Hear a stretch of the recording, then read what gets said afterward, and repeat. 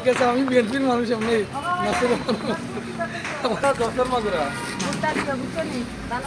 হ্যাঁ অবশ্যই ভোট তো আমরা তারেক রহমান দিয়ে দেবো, একটা কথা নাকি?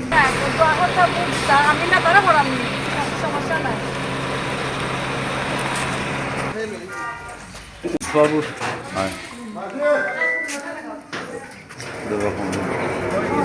হ্যালো,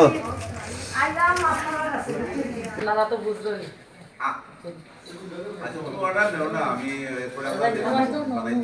সমস্যাটা করলে তো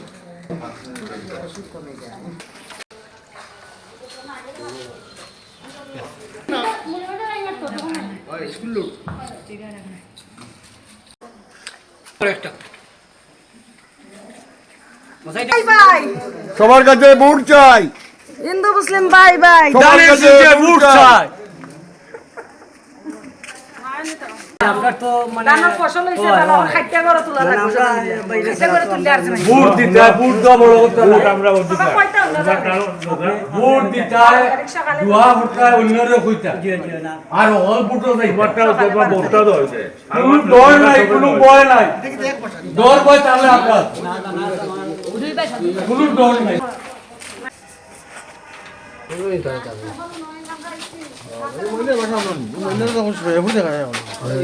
কত মানুষ বাড়ছে জনসংখ্যা।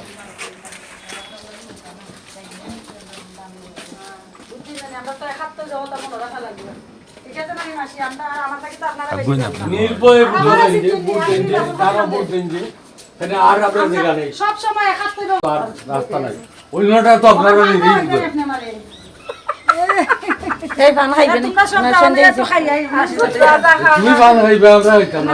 আমি আল্লাহ মাইল হইতো না আমার মাসি ভোট চাই, ভোট দিন, ধানের শীষে ভোট দিন, ভোট চাই, ভোট দিন, ধানের শীষে ভোট দিন, ধানের শীষে, ধানের শীষে, ভোট দিন, ভোট দিন। ধানের শীষে, ধানের শীষে। আমাদের নেতা জনাব নাসির রহমান সাহেব আপনারা জানেন ওনার বাবা সাবেক অর্থ পরিকল্পনা মন্ত্রী জনাব এম সাইফুর রহমান, তিনি মৌলভীবাজার জেলার সিলেটের রূপকার উন্নতি করেছেন। এটা আমাদের মৌলভীবাজারবাসী সবচেয়ে গর্ববোধ করি। তাই আশা আকাঙ্ক্ষার আলো হিসাবে আমরা আগামী দিন নাসির রহমান সাথে হিন্দু বৌদ্ধ খ্রিস্টান মুসলমান একত্রিতভাবে ঐক্যবদ্ধ হয়ে আমরা আগামী নির্বাচনে ওনাকে এমপি থেকে আমরা মন্ত্রী হিসাবে দেখতে চাই, যাতে আমাদের আগামী দিন উন্নয়নটা অগ্রগতিটা চলমান থাকে।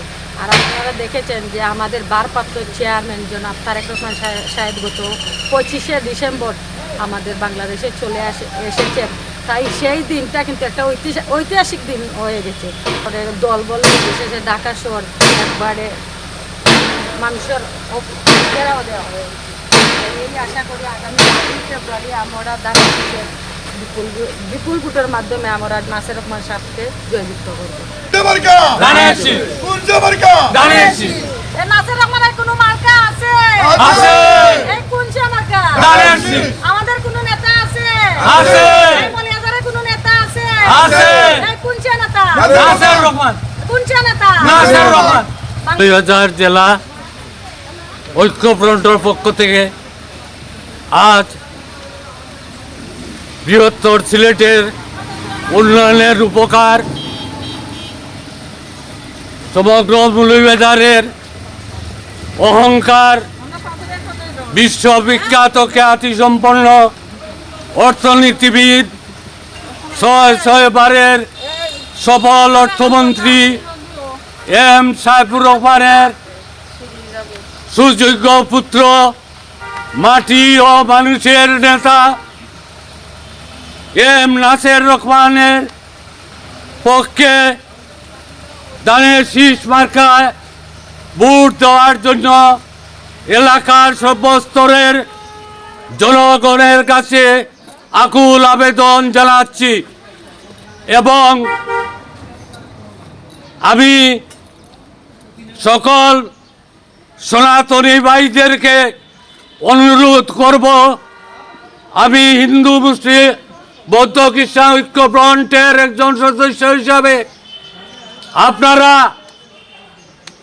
এতদিন স্বৈরাচারের ভোট ব্যাংক হিসাবে ছিলেন, আমি আশা রাখব এবার আপনারা দানের শীর্ষে আমাদের খ্যাতিমান নেতার সুযোগ্যত নয় এম সাহেব রহমান সাহেবের পাশে এসে জাতীয়তাবাদী দলের পতাকা তলে সমবেত হয়ে প্রমাণ করে দিন আমরা কারো ভোট ব্যাংক নই। এই দেশ গণতান্ত্রিক দেশ। এই দেশে আপনার যে অধিকার আমারও সে অধিকার। আপনারা জাতীয়তাবাদী দলের পতাকা তলে আসার পর যদি কেউ কোনো বাধা সৃষ্টি করে আমি কথা দিচ্ছি আমরা জাতীয়তাবাদী দল তাদেরকে দাঁত ভাঙা জবাব দেব। এদের ধর্ম নিরপেক্ষ, সব ধর্মের সম অধিকার।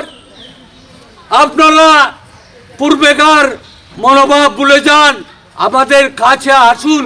অন্তত 5 বছর 7 বছর তো দেখলেন কি পেয়েছেন? অত্যাচার, নির্যাতন, শোষণ, নিপীড়ন ছাড়া কিছুই পান নাই। অন্তত 5 বছরের জন্য নাসির রহমান সাহেবকে ভোট দিয়ে দেখেন দেখেন জাতীয়তাবাদী দল আপনাদের কি করতে পারে। আমরা আপনাদের সাথে থাকবো। আমরা আপনাদের সাথে করে নিয়ে নাসির রহমান সাহেবের কাছ থেকে মৌলভীবাজারবাসী সনাতন ধর্মাবলম্বীদের যে সমস্ত দাবি দাবা আছে আমি আদায় করে দেব। আমি কথা দিচ্ছি, আসুন আসুন আমাদের কাছে আসুন। দূরে থাকলে মায়া লাগে না, কাছে আসলে মায়া হয়।